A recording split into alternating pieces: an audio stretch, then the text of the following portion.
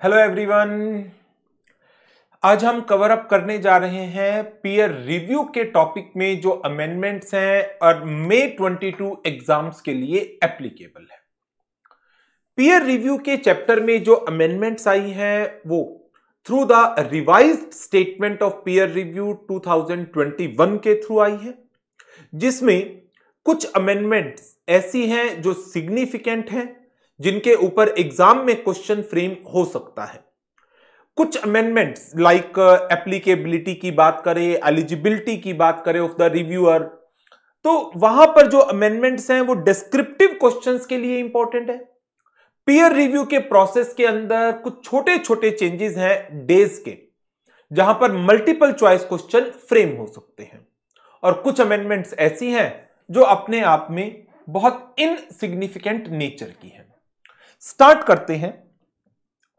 First amendment, that is in the definition of the term technical professional ethical standard, जिसकी compliance एक practising unit को करनी होती है, उसके अंदर जो सेकंड पॉइंट है accounting standard prescribed under section 133 of the companies act 2013 by the CG based on the recommendations of ICAI in consultation with NFRA, उसमें एडिशन किया गया है and after examination of the recommendations made by नफरा। पहले word था simple in consultation with NFRA, but अब साथ में एड ऑन कर दिया गया after examining the recommendation made by NFRA. इससे कोई बड़ा सिग्निफिकेंट चेंज इस डेफिनेशन को नहीं मिल रहा। आगे बढ़ते हैं। नेक्स्ट जो चेंज है एप्लीकेबिलिटी ऑफ पीयर रिव्यू का, ये एक सिग्निफिकेंट चेंज है, इंपॉर्टेंट चेंज है, डिस्क्रिप्टिव क्वेश्चन के लिए भी, एमसीक्यूज के लिए भी। एक प्रैक्टाइजिंग यूनिट जिसने स्टैट्यूटरी ऑडिट कर रखी होती है लेवल 1 एंटिटी की, उसका पीयर रिव्यू होता है वंस इन 3 इयर्स। तो कौन कौन सी एंटिटी है जिनका ऑडिट करने पर एक प्रैक्टाइजिंग यूनिट लेवल 1 के अंदर फॉल कर जाएगी, मतलब उसका peer review once in every 3 years होगा।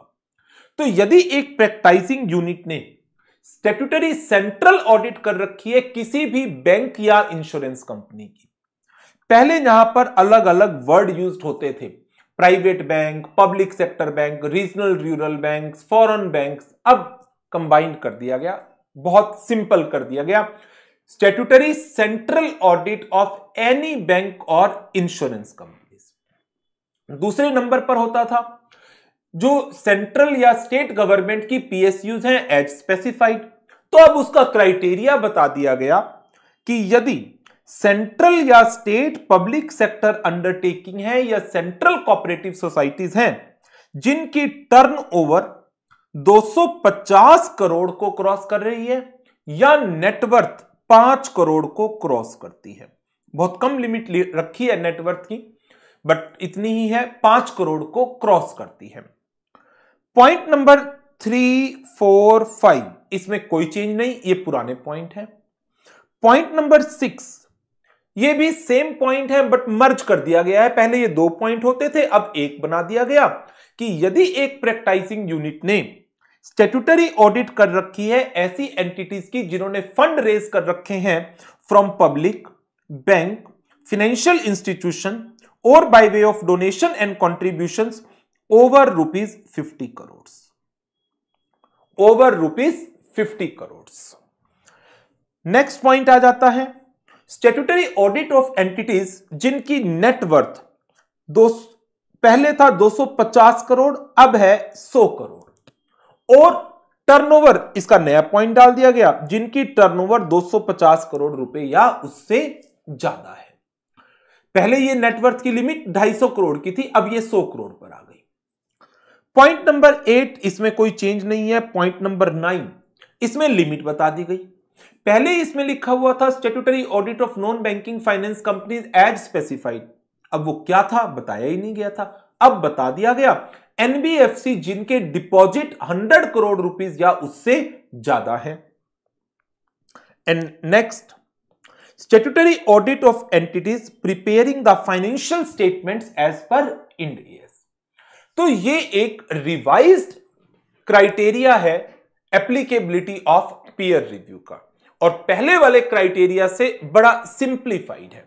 तो यदि एक प्रैक्टाइजिंग यूनिट ने किसी बैंक की या इंश्योरेंस कंपनी की स्टैट्यूटरी सेंट्रल ऑडिट कर रखी है, या किसी सेंट्रल या स्टेट पब्लिक सेक्टर अंडरटेकिंग की, या फिर सेंट्रल कोऑपरेटिव सोसाइटी की जिसकी टर्नओवर 250 करोड़ और मोर, या फिर नेटवर्थ 5 करोड़ रुपए से ज्यादा है, देन वो भी लेवल 1 एंटिटीज के अंदर कवर अप हो जाएंगी।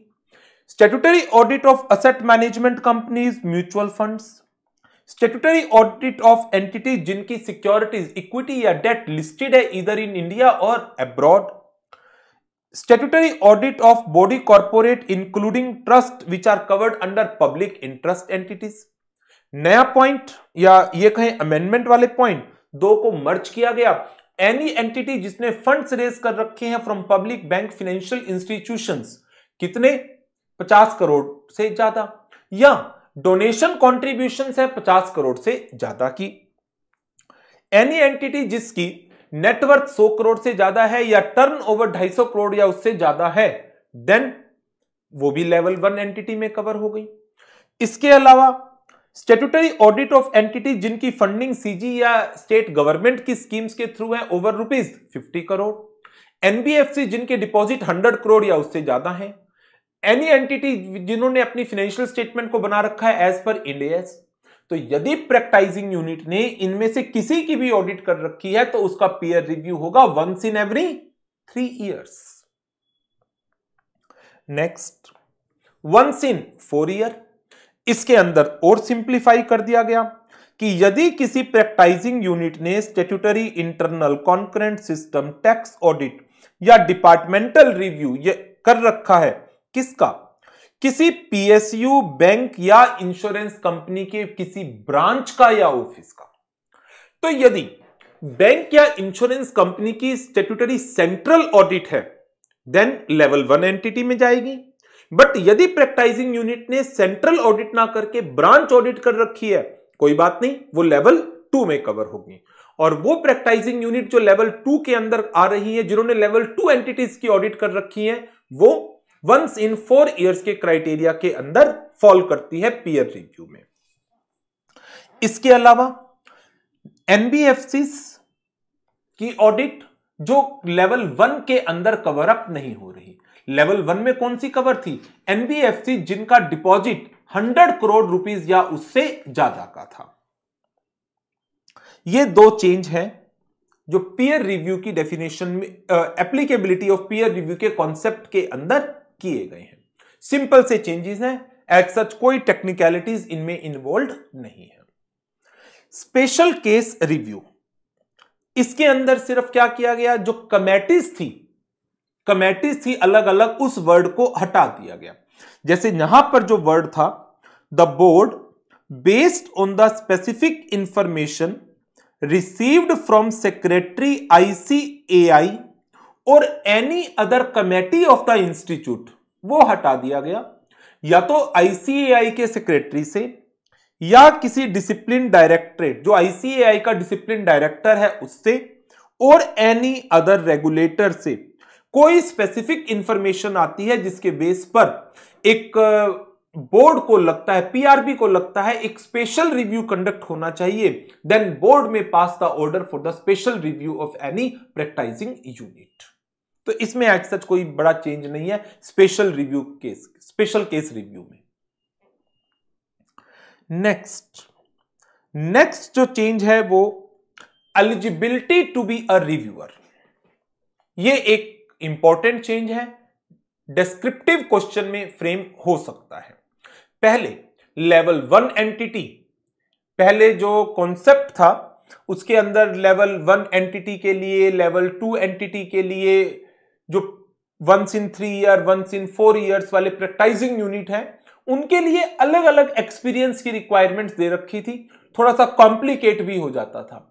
अब क्या किया गया है, सिंपल कर दिया गया कि एक पर्सन यदि रिव्यूअर बनना चाहता है देन उसका कम से कम 7 इयर्स का ऑडिट एक्सपीरियंस होना चाहिए यदि वो प्रैक्टिस में है। लेकिन यदि वो इंडस्ट्री से प्रैक्टिस में आया है देन 10 इयर्स का इंडस्ट्री का ऑडिट एक्सपीरियंस एंड 3 इयर्स का प्रैक्टिस का ऑडिट एक्सपीरियंस होना जरूरी है। यदि इंडस्ट्री से प्रैक्टिस में आया तो बस ये 2 सिंपल से क्राइटेरिया डाल दिए गए। यदि मेंबर शुरू से प्रैक्टिस में है 7 साल का एक्सपीरियंस, इंडस्ट्री से प्रैक्टिस में आया 10 साल का इंडस्ट्री का ऑडिट एक्सपीरियंस एंड 3 साल का प्रैक्टिस का ऑडिट एक्सपीरियंस चाहिए। बाकी requisite training, clear the requisite test, ये तो पुरानी वाली बातें हैं। इसके अलावा एक मेंबर जो रिव्यूअर अपॉइंट होता है उसको एक डिक्लेरेशन देनी है at the time of empanelment, एक डिक्लेरेशन देनी है कॉन्फिडेंशियलिटी की, giving consent for appointment as a peer reviewer. Empanelment के टाइम पर एक डिक्लेरेशन देनी है और जब किसी एंटिटी का पीयर रिव्यूअर अपॉइंट होता है तो अपॉइंटमेंट के टाइम पर डिक्लेरेशन ऑफ कॉन्फिडेंशियलिटी देनी है। पहले भी प्रोविजंस थे, सिर्फ लैंग्वेज चेंज हुई है और कुछ नहीं। हां, एक डिस्क्वालिफिकेशन में नया पॉइंट डाला गया है। एक पर्सन एलिजिबल नहीं है पीयर रिव्यूअर अपॉइंट होने के लिए एक ऐसी प्रैक्टिसिंग यूनिट का जिसके अंडर ईदर ट्रेनिंग हुई है इस रिव्यूअर की या आर्टिकलशिप हुई है। A member shall not be eligible for appointed as a reviewer if he has undergone any training or articleship under any of the partner of practicing unit. So मान लीजिए mister x and associates, ये एक CA firm है, practising unit, इसका peer review होना है। PRB ने suggest किए थे नाम A B C, practising unit ने सिलेक्ट कर लिया ए को, लेकिन जो इस फर्म के पार्टनर हैं मिस्टर वाई के अंडर मिस्टर ए ने अपनी आर्टिकलशिप कर रखी है, तो क्या ए इस फर्म का पीयर रिव्यू इंडिपेंडेंटली कर पाएगा? चांसेस है नहीं, उसकी इंडिपेंडेंस अफेक्ट होगी। क्यों? क्योंकि वो अपने प्रिंसिपल की फर्म की पीयर रिव्यू कर रहा है। तो ये एक डिस्क्वालिफिकेशन या डिसेबिलिटी और डाल दी गई कि एक पर्सन एलिजिबल नहीं है to be appointed as a reviewer of a practising unit यदि उस पर्सन ने ट्रेनिंग या आर्टिकलशिप कर रखी है under any of the partner of that practising unit. तो ये चेंजेस हैं जो एलिजिबिलिटी ऑफ द रिव्यूअर के अंदर किए गए हैं। बहुत सिंपल से चेंजेस हैं। नेक्स्ट टॉपिक, रिव्यूअर की अप्रोच में जो रिव्यूअर की ऑब्लिगेशंस हैं, ऑब्लिगेशन ऑफ पार्टीज में obligation of practising unit, obligation of reviewer को अपना रिव्यू कंप्लीट करने के बाद अपनी रिपोर्ट सबमिट करनी है बोर्ड को। नहीं भी लिखते तब भी हम मानकर ही चलते हैं, ये आपकी ड्यूटी है, आपकी ऑब्लिगेशन है, बट ये लाइन लिख दी गई। इसके अलावा रिव्यूअर आप अपने सारे वर्किंग पेपर को डॉक्यूमेंट करेंगे और पीआरबी के डिमांड करने पर with in a period of 18 month from the submission of the review report आपको ये डॉक्यूमेंट की एक कॉपी, वर्किंग पेपर की कॉपी पीआरबी के पास सबमिट करनी पड़ सकती है। ये एक एडिशनल ऑब्लिगेशन डाली गई है रिव्यूअर के ऊपर कि reviewer you need to document all the working paper related to the peer review, एक चीज। And number 2, on a demand, on a call raised by the PRB, you need to submit a copy of these working paper within कितने period में ये call raise की जा सकती है? Within 18 months from the submission of the report to the PRB. Next जो changes किए गए हैं पीयर रिव्यू प्रोसेस के अंदर, टाइम में चेंजेस किए गए हैं और कुछ टर्मिनोलॉजी चेंज की गई। जैसे पॉइंट नंबर 2, जो हमारी स्टेज 1 है सिलेक्शन ऑफ प्रैक्टाइजिंग यूनिट की, तो जब एक प्रैक्टाइजिंग यूनिट को सिलेक्ट कर लिया जाता है पीयर रिव्यू के लिए, तो उसको एक इंटीमेशन दी जाती है। देन जो एक इंटीमेशन दी गई, उसके बाद प्रैक्टाइजिंग यूनिट की क्या ड्यूटी है? एक detailed declaration cum questionnaire, declaration cum questionnaire practising unit submit करेगी within 7 days from the date PU has been notified by the board, so that कि जो 3 रिव्यूअर का एक पैनल है उसमें से एक पर्सन के नाम को अलॉट किया जाए for the purpose of peer review. तो एक वर्ड यूज कर लिया गया नया, डिटेल्ड डिक्लेरेशन कम क्वेश्चनियर। कौन देगा? प्रैक्टाइजिंग यूनिट को डिक्लेरेशन और क्वेश्चनियर फिल करके किसको देना है? PRB को देना है, सो दैट एक लिस्ट 3 रिव्यूअर्स की can be identified by the board, और जो लिस्ट है उसमें से नाम सेलेक्ट किया जा सके एक पर्सन का जो रिव्यू करेगा।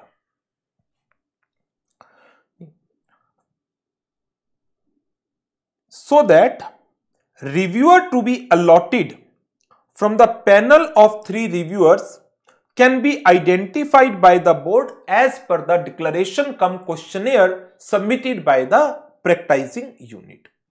उसके बाद 3 नाम में से 3 नाम बोर्ड रिकमेंड करेगा प्रैक्टाइजिंग यूनिट को, उसमें से एक नाम सिलेक्ट कर दिया जाएगा और बोर्ड को 7 दिन के अंदर बता दिया जाएगा, और बोर्ड 7 दिन के अंदर इसकी इंटीमेशन देगा रिव्यूअर को और उसकी कंसेंट लेगा। ये तो सारे पुराने प्रोविजन है।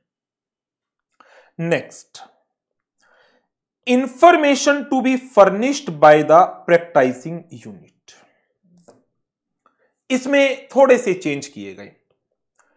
जब बोर्ड ने इंटीमेशन दे दी कि हां रिव्यूअर एग्री कर रहा है आपका पीयर रिव्यू करने के लिए, तो जो प्रैक्टाइजिंग यूनिट है 2 दिन के अंदर अंदर कंप्लीटेड क्वेश्चनेयर जो उसने पहले किसको दिया था? PRB को, डिक्लेरेशन कम क्वेश्चनेयर के साथ, उस क्वेश्चनेयर की कॉपी रिव्यूअर को देगा along with the details of any proceedings जो प्रैक्टाइजिंग यूनिट के अगेंस्ट, उनके पार्टनर्स के अगेंस्ट, क्वालिफाइड असिस्टेंट के अगेंस्ट किसी रेगुलेटरी मॉनिटरिंग एनफोर्समेंट बॉडी ने in relation to any investigation और allegation of deficiency in the conduct of attest function during the period of 3 years preceding the period of review or at any time thereafter is to be submitted।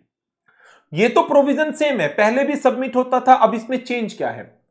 पहले जो ये questionnaire जाता था, आपको ध्यान हो तो ये जाता था पहले 15 दिन में, अब ये जाना है 2 दिन में। जैसे ही PRB ने अपनी कंसेंट दी, रिव्यूअर ने अपनी कंसेंट दी PRB को, PRB ने अपनी रिव्यूअर की कंसेंट प्रैक्टाइजिंग यूनिट को दे दी। प्रैक्टाइजिंग यूनिट ने 2 दिन के अंदर अंदर जो क्वेश्चनेयर तो ऑलरेडी भरा हुआ था, क्यों? क्योंकि उनकी कॉपी तो उन्होंने पहले PRB को भी दे रखी थी, तो वो क्वेश्चनेयर की copy along with the details of proceedings आपको सबमिट करनी है किसके पास? With the reviewer within 2 days। उसके बाद यदि कोई भी और इंफॉर्मेशन है जो PRB चाहता है, वो इंफॉर्मेशन आपको प्रोवाइड करनी पड़ेगी। रिव्यूअर सिलेक्शन करेगा, उसको सैंपल सेलेक्ट करने हैं जिन जिनका वो पीयर रिव्यू करेगा। सेम प्रोसेस है, पहले टाइम होता था यहां पर 15 दिन का, अब 15 दिन से ये टाइम कितना कर दिया गया? 7 दिन कर दिया गया, 7 दिन कर दिया गया। ये डेज में चेंजेस हैं। अब आगे, प्लान फॉर इनिशियल मीटिंग। अब रिव्यूअर इनिशियल मीटिंग प्लान करता है प्रैक्टाइजिंग यूनिट के ऑफिस में, that is on site visit, और इसके लिए टाइम दिया जाता है प्रैक्टाइजिंग यूनिट को कि आप अपने रिकॉर्ड्स को मेंटेन कर लें। पहले ये टाइम जो दिया जाता था मिनिमम 15 दिन का दिया जाता था, अब 5 days time to keep ready the necessary records of the selected assurance services. 5 दिन का समय एटलीस्ट देना है। एंड जो पीयर रिव्यू का प्रोसेस है पूरा, पहले बताया जाता था 90 डेज में कंप्लीट करना है, अब कितना टाइम बताया गया है? 60 डेज के अंदर आपको ये पूरे के पूरे प्रोसेस को कंप्लीट करना है। डेज में चेंज आ रहे हैं पीयर रिव्यू प्रोसेस में, और कोई बड़े सिग्निफिकेंट चेंज नहीं है। Thereafter peer review visit, जो ऑन साइट रिव्यू है, 7 वर्किंग डेज के बियॉन्ड नहीं जाना चाहिए। पहले लिखा हुआ था 7 से 15 दिन, अब क्लियर 7 दिन के बियॉन्ड नहीं जाना चाहिए। उसके बाद कंप्लायंस रिव्यू, जो आगे सारा का सारा अप्रोच चलती है, सब्सटेंटिव अप्रोच, कंप्लायंस अप्रोच, वो सब कोई चेंज नहीं है उसके अंदर। जब रिव्यूअर ये सारा काम कर लेगा, देन फिर एक प्रिलिमिनरी रिपोर्ट दी जाती है यदि कोई डेफिशिएंसी मिलती है। अब प्रिलिमिनरी रिपोर्ट की जगह जो वर्ड यूज हो गया, डिस्कशन और कम्युनिकेशन ऑफ फाइंडिंग्स, कि जो रिव्यूअर है वो अपनी फाइंडिंग्स कम्युनिकेट करेगा टू द प्रैक्टिसिंग यूनिट यदि सिस्टम्स एंड प्रोसीजर्स में किसी तरह की कोई कमी नजर आती है। पहले इसको प्रिलिमिनरी रिपोर्ट का नाम दे दिया था, अब कह दिया गया कि reviewer is required to communicate his findings. कोई फर्क नहीं पड़ रहा, क्योंकि आगे जाकर मैंने उन फाइंडिंग्स को प्रिलिमिनरी रिपोर्ट का ही नाम देना है, बस।